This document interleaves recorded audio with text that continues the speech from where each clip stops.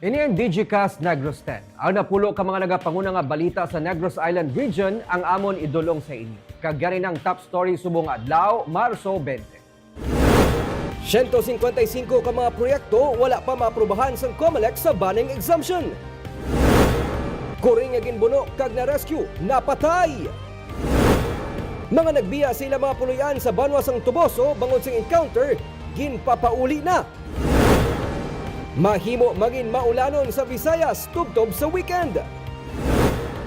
Kag sa good vibes, mga ido nga nakasurvive sa pagpang-Indian pana, mapagsik na. Initanan sa DigiCast Negros 10.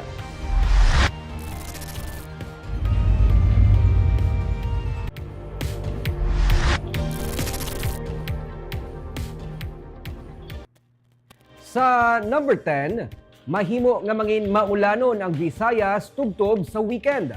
Ang hangin amihan ang nagaapekto sa gihapon sa Luzon kag ang easterlies o kunang mainit nga hangin gikan sa Pacific Ocean nagaapekto naman sa Eastern Visayas. Kag ang pagtabuay sang amihan kag easterlies naman nagaresulta sa shear line. May madamol nga panganod nga naporma nga amo naman ang nagaapekto sa Visayas. Gani mabas kung nga ulan ang palaabuton sa Eastern Visayas kag Bicol region. Pero iban pa nga parte sang Visayas nga nagalakip sang Negros Island region ang maka-eksperyensya man sa maulanon nga panahon nga mahimo maglawig na tubtob sa weekend. Panugyan sang pag-asa, bantayan ang mga heavy rainfall warnings nga ginapagwa para makapangaman.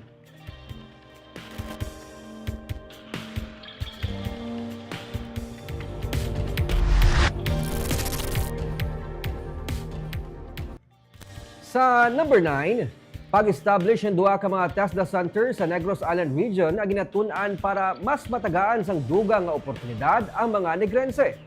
Ginsiling ni Anay Congressman kag karon TESDA Director General Francisco Kiko Benitez nga sa karon wala niya ginapensa ang anuman nga plano sa politika sa palaabuton. Inibangod mas ginatagaan niya atensyon ang pagpasangkad sa mga programa agud mas matagaan dugang nga oportunidad ang nagasaka nga kadamuon sa mga graduating students ilabi na sa high school nga nagapangita sang dugang nga ikasarang para makaobra.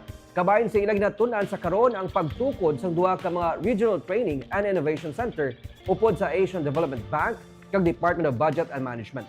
Gindugang ni Benitez nga tuyo sa ahensya nga mag-establish ng duha ka mga training and innovation centers sa kada rehiyon para mas mapasangkad ang skills sa mga estudyante kag makatrabaho sa nagkalain-lain nga industriya sa palaabuton. Ang TESDA ang nagahiwat karon sang 20th General Directorate Conference upod sa mga regional directors sang pungsod para mas ma-improve pa ang mga programa kasubong sang technical and vocational education and training.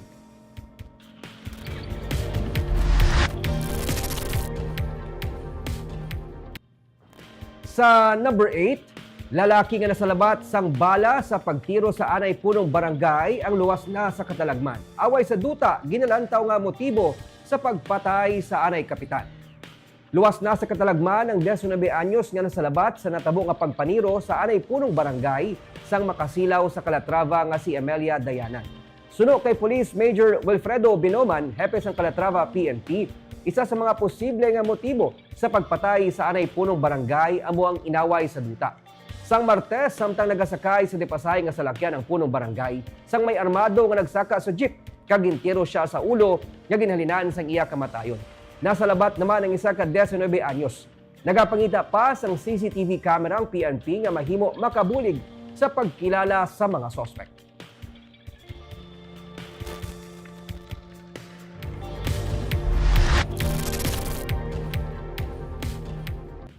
Sa number 7, mga menor de edad nga nakuhaan sang cellphone video nga nagagamit sang solvent sa Dalan Araneta sakop sa Barangay Singkang Airport sa Bacolod ang na-rescue. Sa video nga nagalapta sa social media, makita ining pila ka mga menor de edad nga kabataan nga nagatalambay sa tubang sang mall sa Dalan Araneta. Kadaman sa ila nagasilinghot sang ginapatian solvent. Gani gilayon ini nga nakalabot sa igtulupangod di Barangay Singkang Airport unong barangay sa subdistrito nga nagbando sa mga barangay tanod upod sa mga kapulisan agud to makadtuan ang lugar kag ma-rescue ang mga kabataan.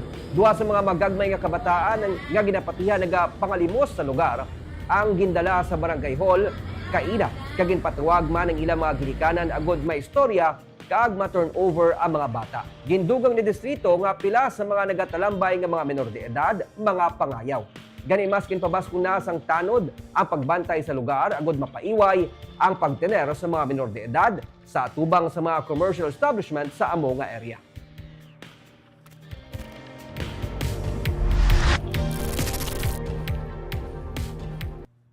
Sa number 6, ang kuring nga si Moy Moy nga gin-rescue sang grupo nga Back Project PH sang kahapon sa Murcia ang napatay na kaina sang aga. Kahapon sang gin-rescue nanday Nana Falve kag CJ sang Back PH project sa barangay Blumentritt sa Banwa sang Murcia matapos magpangayo sang bulig ang isa ka residente sa madiskubrihan niya ngang iya kuring nga si Moy Moy ang may pilas tugas ang pagbuno. Nagwa ang kuring sa balay kag pagbalik sini may pilas na. Nakibot ang tagbalay nga may nagahibi sa dalom sang katre kag sang iya ginusisa nakita niya ang kuring nga dugo na kag nagagwa na ang tinai. Giningagaw dala nanday Nana si Moy Moy sa Juan Veterinarian Animal Clinic sa Bacolod para mapabulong. Nalabot sang kutsilyo ang iya nga tinai. Kay na alas 4:45 sang kaagahon napatay ang kuring. Pangabay kun tani isang Back Project PH sa pamilya na nagapanag-iya kay Moy Moy nga ipablatter sa PNP ang kaso. Sa nagligan lang man nga bulan sa barangay Blumentritt na rescue ang ido nga si TikTok nga may igo sang Indian target sa lawas. Ga-travel kami gani ara siya sa labador. Gusto niya pag diyan magwa, ang tagin stop na mo tagin tuparan ko naging siya sa likod, ginaalay ko lang siya ka-pick-up sir. Ano rin ang sitwasyon niya pag-abot diri sa inyo luya nakatama? Hindi man siya luya sir, gabi lang siya galing. May ano pa gani, may time nga gusto niya diyan maglakad.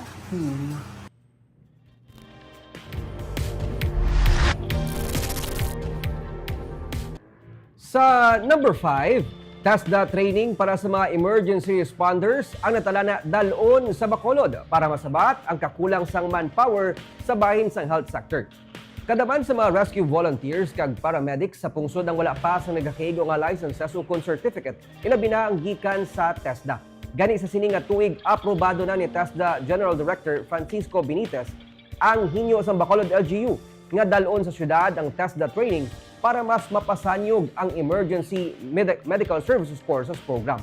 Ginsiling ni Benitez nga tuyo sang TESDA nga masabat ang kakulang sa manpower sa bahin sang health sector. Ilabi na nga kadamaan sa mga health practitioners ang mas nagapangita sang oportunidad nga makatrabaho sa abroad. Nagapati si Benitez nga nagakinahanglan sang dugang nga legislation para masabat ang kakulang sa mga certified emergency medical responders sa mga local government unit nga kinahanglan agud mapasanyog ang Disaster Risk Reduction Management Program. Gindugang niya nga nagakaangay nga matagaan atensyon ang mga emergency responders pati na mga medical volunteers para masiguro nga mas magdamo pa ang maikasarang sa bahin sang emergency response. EMS training is obviously quite crucial and the range is really from LGUs that are in need of ambulances and first responders and so on to disaster and risk management and so on. So there's obviously a need. Whether or not, in fact, the certification provided by TESDA moving forward will increase the pressure increase the opportunity for them to go abroad.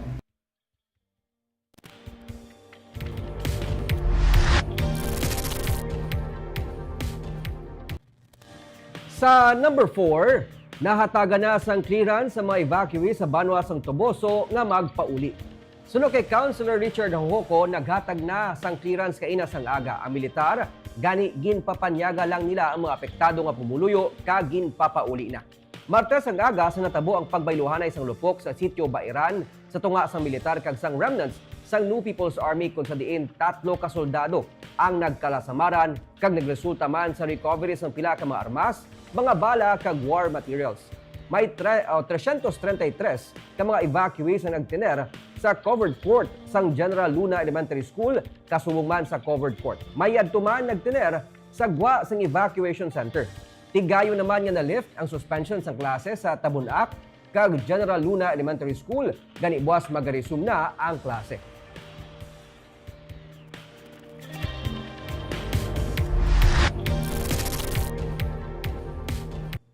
Sa number 3, kaso sang dengue sa Negros Occidental ang may 395% ang ginsaka. Humalin Enero tubtob March 15, may 1,338 ka kaso sang dengue na report sa probinsya sang Negros Occidental. Padayon ang pagsaka sang kaso sang dengue.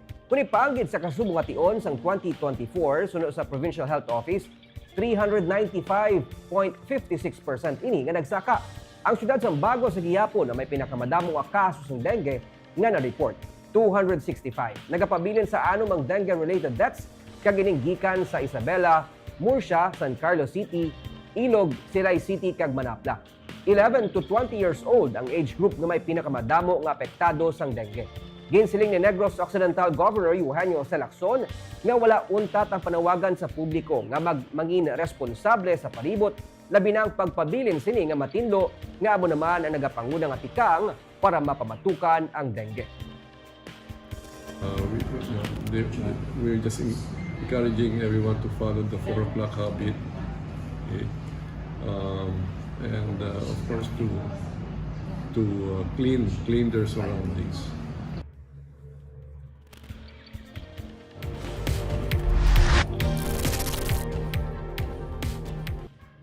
Sa number 2, ginahulat pa sang Commission on Elections Negros Island Region ang official communication gikan sa COMELEC Manila bahin sa approval sa ilang recommendation sa areas of concern sa ginapaabot nga piniliay. Pero sa gin-release ang COMELEC Manila kahapon sa national news, sa 36 ka mga lugar nga gintag bilang red category nalakip gikan sa NIR ang Gihulgan City kag La Libertad. Damlag pa na classify ang duwa sa idalom sang orange category. Suno kay COMELEC NIR Director Lionel Marco Casiliano, isa kasi mananang nagdigad sang iya nga napadala sa Gun Ban and Security Concerns Committee ang recommendation sa areas of concern. Magluwas sa Gihulugan kag La Libertad nga gin-report sa red category, luyag niya man nga mapatod ko na aprobahan man ang pag-recommend sang Candoni kag Basay sa idalom sang orange category. Ang nabili naman ng mga lugar sa Negros Oriental ang gin-recommend sa yellow category kag ang bilog nga Siquijor kag bilog nga lugar sa Negros Occidental magluwas lang sa Candoni ang green category.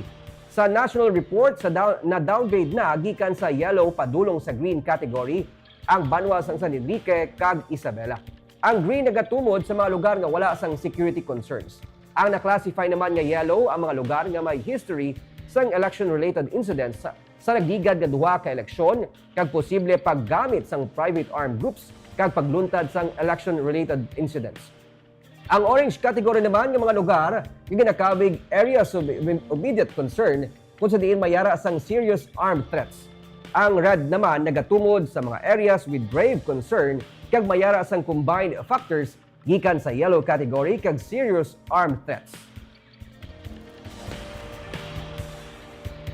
Yung ibang recommendation namin hindi yata hindi pa na pero kasi man subject to validation to ng Gun Ban and Security Concern Committee, kasama dyan ang PNP, AFP ng security sector na i-validate pa yung mga recommendation namin.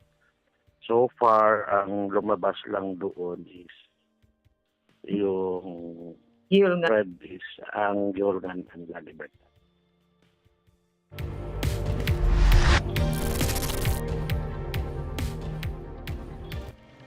Kag sa numero 1 sa mga balita sa Negros Subong nga adlaw, 155 ka mga projects sa Bacolod ang wala pa sa gihapon maaprobahan sa COMELEC para sa banning exemptions.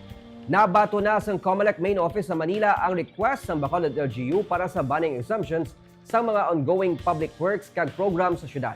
Ginpahayag ni Secretary to the Mayor, Attorney Jose Martigo, na tugtog karon nagahulat pa sila sang approval sang COMELEC samtang nagahilapit ang deadline para sa submission ng request for banning exemptions. Sa Marso 28, magasugod ang banning para sa mga government programs kag projects dungan sa pagsugod sa local campaign period. Sa kabilugan, may 405 ka mga projects ug programs ang ginahinyo sa Bacolod LGU nga ma-exempt sa banning. Nalakip diri ang 155 ka mga ongoing public works sa idalom sang City Engineers Office. Nagapanugyan man sigo sa mga barangay nga kung mahimo, sila na mismo ang magpadala sang request for banning exemptions sa ilang mga proyekto nga napunduhan paagi sa syudad. We are encouraging ang mga barangays nga sila mismo ma-file na lang application for exemption sa mga projects nila sa ilang mga barangays nga ang source of fund is ang city para at least kung i-implement nila within the banning period, safe sila. So before March 28, Before March 20. may in-submit pang documents. Ang sa amon niya is ang ano na lang iya sa mga barangay na lang niya. As far as iya sa LGU bidyang mga projects ya submitted na yan and waiting for the certificate of exemption.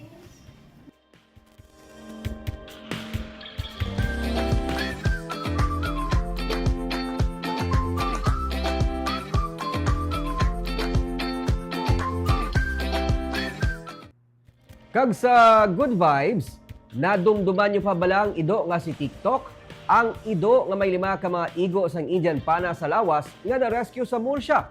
Nag-ayo na siya. Amo man ang isa pagid kay ido nga gikan man sa Murcia nga may igo man sang Indian pana. May report si Romeo Subaldo. Amo na lamang sini ang kalipay ni TikTok sa ginbisita sa klinik sang pamilya sang gindak-an niya sa Banwas sang Murcia. Ini si TikTok sang bulan sang Pebrero. Makaluluoy kay may mga nagaungot pa nga mga Indian target sa iyang lawas sa ginrescue sang members ng Back Project PH nga Animal Welfare Group. Matapos ang halos 1 ka bulan, mapagsik na siya. Pero parayon nga nagapaayo sa shelter sang Back. Fully recovered na siya pero naga-antibiotics pa. Sa 3 ka semana, kapuno na siya. Nag-coordinate man ang one veterinarian animal clinic sa pamilya nga nagapanag-iya sa iya para mabisita siya sa shelter. Ilabi na ang 14 anyos nga si Jasper nga amo nagatatap sa iya.